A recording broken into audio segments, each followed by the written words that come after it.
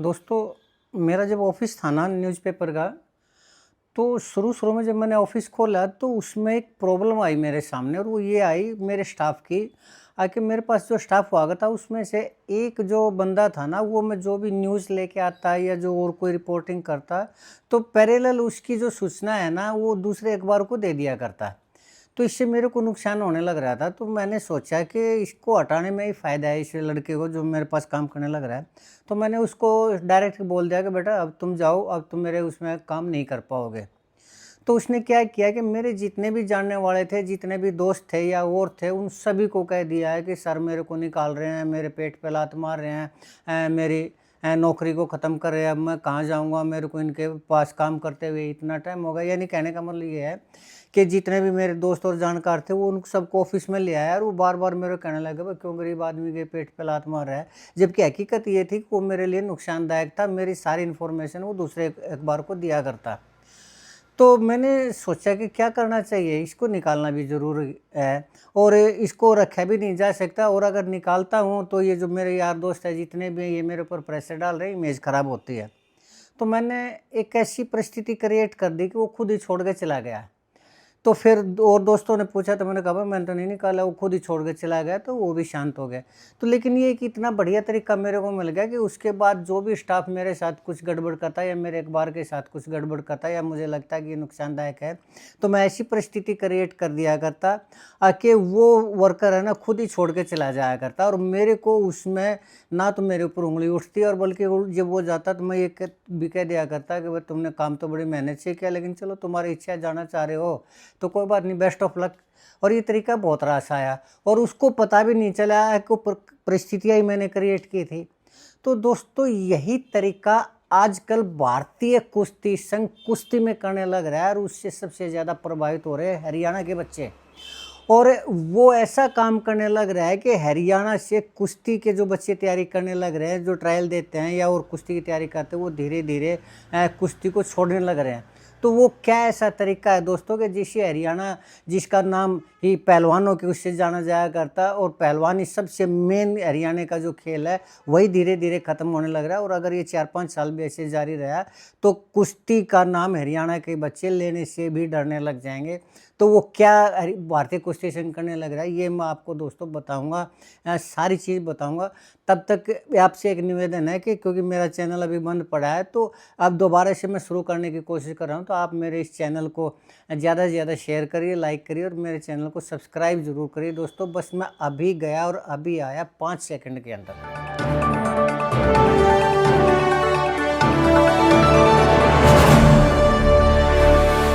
दोस्तों नमस्कार। दोस्तों मैं सतवीर सिंह अपने यूट्यूब के भारत लिंक ग्लोबल चैनल पर आपका स्वागत करता हूं। दोस्तों मैंने आपको बताया था कि मैं लंदन से जो इंडिया आया हुआ हूं, वो अपनी आँखों का ऑपरेशन करवाने के लिए आया था और 3 महीने पहले मैंने ऑपरेशन करवा लिया था।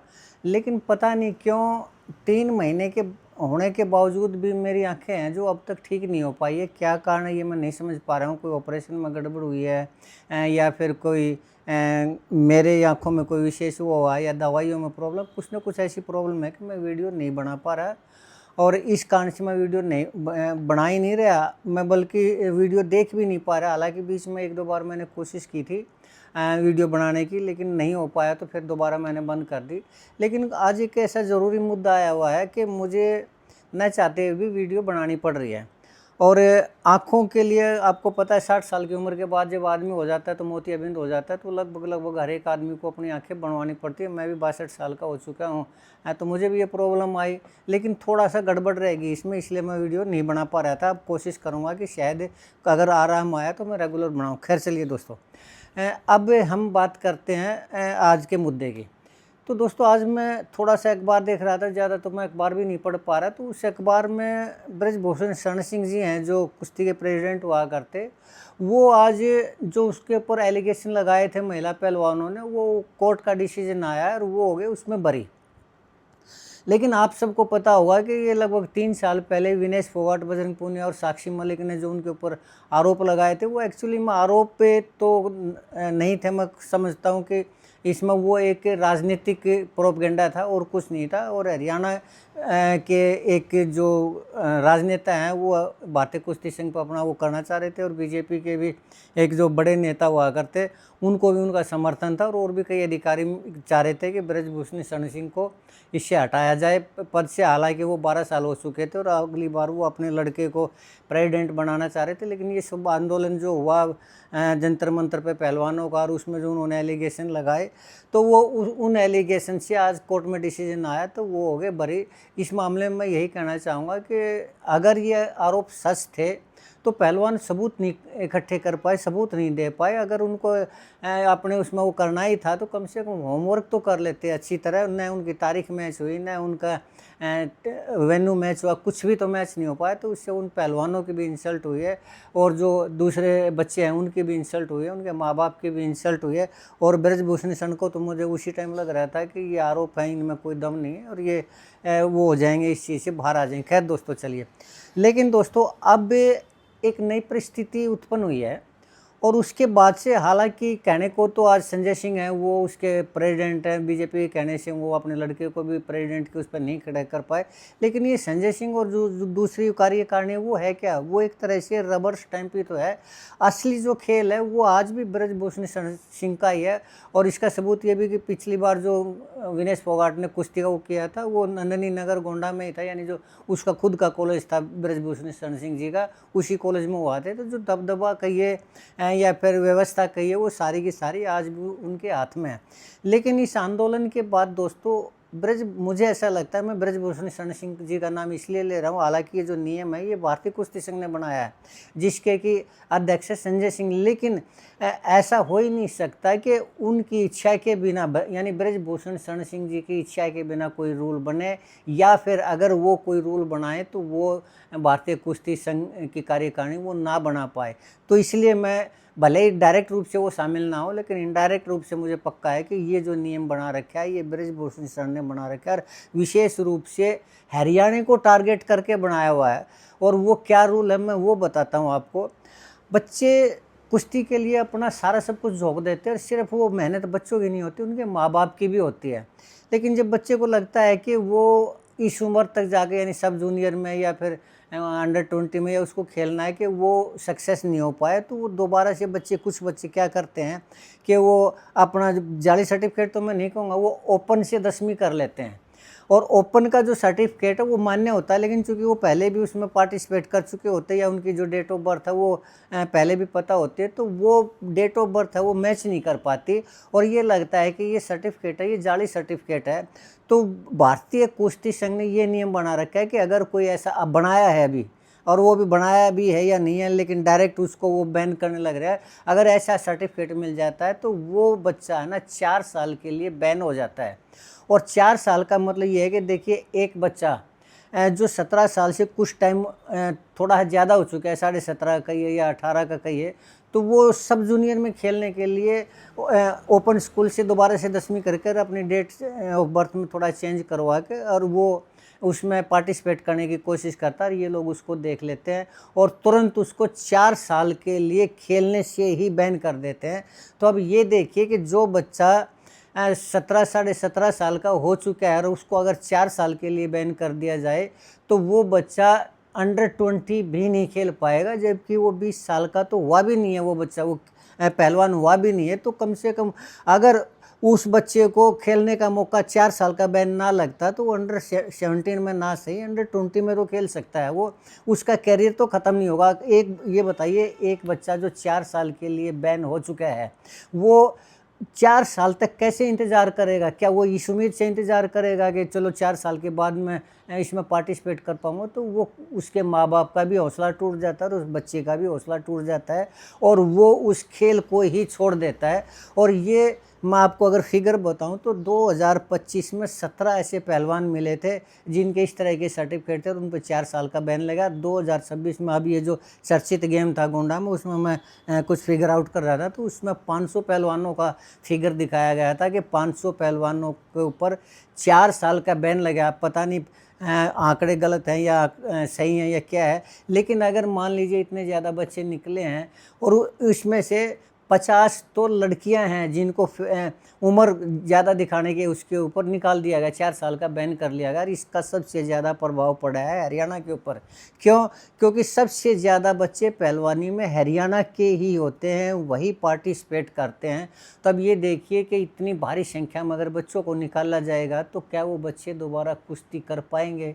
और जिन बच्चों के माँ बाप ने अपना सब कुछ दांव पर लगा के कर्जा उठा के ज़मीन बेच के न और अपने बच्चों को आगे बढ़ाने का प्रयास किया है, उनके भी सपने टूट जाते हैं और उनको आर्थिक नुकसान भी होता है और बच्चे का भी हौसला टूटता है। तो इसकी बजाय क्या ये रूल नहीं होना चाहिए कि जिस गेम से बच्चे की एज मैच नहीं करी, सिर्फ उसी गेम से उसको बाहर कर दिया जाए? क्यों? क्योंकि उसने सर्टिफिकेट तो कुछ ना कुछ तो गड़बड़ की है, तो सज़ा तो मिलनी चाहिए, लेकिन सिर्फ उस मैच से मिलनी चाहिए, उस गेम से मिलनी चाहिए। और अगर ऐसा भारतीय कुश्ती संघ करता है तो कम से कम अंडर 17 ना सही अंडर 20 तो खेल सकता है, उसका कैरियर तो बच सकता है। तो रूल ये होना चाहिए, लेकिन रूल ये बना रखा है कि थोड़ी सी गलती पकड़ी ना एज में या दूसरों उसमें सीधा ही 4 साल के लिए बाहर, यानी उस बच्चे का कैरियर ख़त्म कुश्ती का।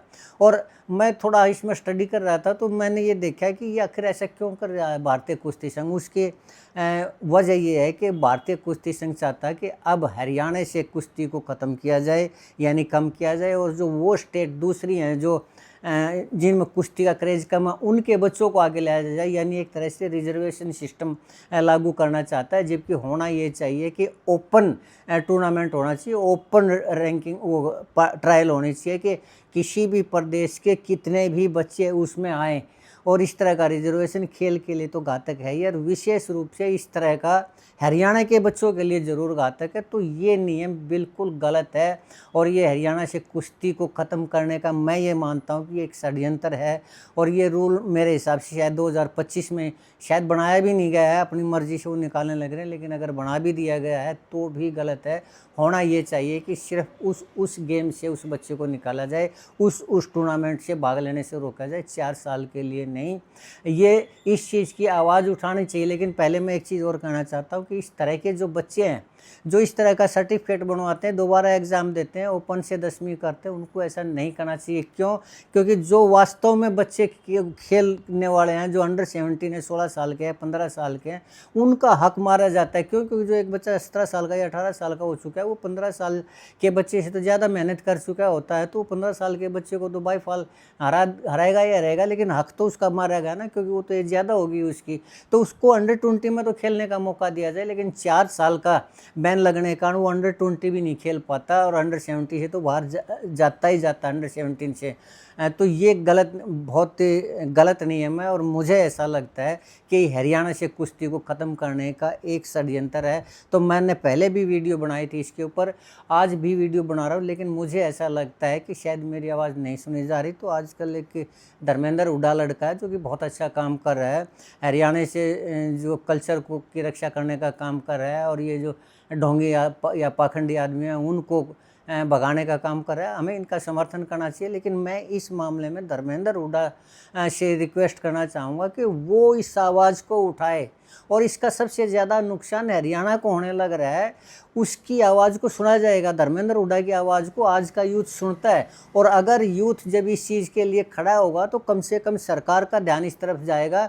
हालांकि मुझे उम्मीद नहीं है, क्योंकि जो ब्रजभूषण शरण सिंह है वो भी बीजेपी से हैं, हरियाणा में भी बीजेपी की सरकार है, नायब सैनी हैं वो भी बीजेपी के हैं। तो मुझे नहीं लगता कि इस तरह की आवाज़ को हरियाणा की सरकार सुनेंगे। लेकिन अगर युवा इस चीज़ को सुनेंगे और युवा धर्मेंद्र हुड्डा की आवाज़ को ज़रूर सुनेंगे, इस चीज़ को अगर वो उठाएं तो ये रूल बनवाएं कि जिस गेम के अंदर, जिस ट्रायल के अंदर अगर बच्चा ऐसा सर्टिफिकेट लेता है तो सिर्फ और सिर्फ उसी ट्रायल से उसको बाहर किया जाए, 4 साल का बैन ना लगा जाए, ताकि वो अंडर 17 की बजाय अंडर 20 खेल सके, और वो जो बच्चे 15 और 17 साल के उनका हक भी ना मारा जाए। तो ये मेरा निवेदन है कि इस आवाज़ को उठाया जाए। और मैं भारतीय कुश्ती संघ से भी यही निवेदन करना चाहूँगा कि अपने इस मन के मैल को, ठीक है विनेश फोगाट ने, बजरंग पूनिया ने, ये इन्होंने जो भी किया वो उनकी अपना एक राजनीतिक षड्यंत्र कहिए, राजनीतिक महत्वाकांक्षा चाहिए या कुछ भी कहिए, हो सकता है उन्होंने वो अपने फ़ायदे के लिए किया, तो इस चीज़ की सज़ा दूसरे बच्चों को मत दीजिए। यही मैं भारतीय कुश्ती संघ से निवेदन करना चाहूँगा। और विशेष रूप से एक बार फिर से धर्मेंद्र हुड्डा जी से प्रार्थना करूँगा कि इस आवाज़ को ज़रूर उठाएं, क्योंकि वो आजकल हरियाणा के लिए बहुत कुछ करने का प्रयास कर रहे हैं। तो इस आवाज़ को भी उठाएंगे तो इसमें भी निश्चित रूप से न सिर्फ हरियाणा का बल्कि हर एक स्टेट के पहलवानों का भी इसमें भला होगा, और वो कुश्ती की तरफ से उनका हौसला नहीं टूटेगा और वो अपने खेल को जारी रखेंगे। तो आज के लिए इतना ही दोस्तों। अगर आपको लगता है कि मैं सही कह रहा हूँ तो आपसे निवेदन है कि आप मेरे इस वीडियो को लाइक करें, शेयर करें और कमेंट करें और सब्सक्राइब ज़रूर करें दोस्तों। पिछले 3 महीने से आँखों के ऑपरेशन के कारण जो मैं वीडियो नहीं बना पा रहा था और अब भी थोड़ा दिक्कत रह रही है, तो इसलिए थोड़ा सा मेरे वीडियो को ज़्यादा से ज़्यादा शेयर करेंगे तो वीडियो भी चलेगी, मेरा भी हौसला बढ़ेगा कि मैं रेगुलर वीडियो बनाने का प्रयास करूँ। आज के लिए इतना ही। आपने मेरा ये वीडियो देखा इसके लिए आपका बहुत बहुत धन्यवाद। नमस्कार, जय हिंद, जय भारत।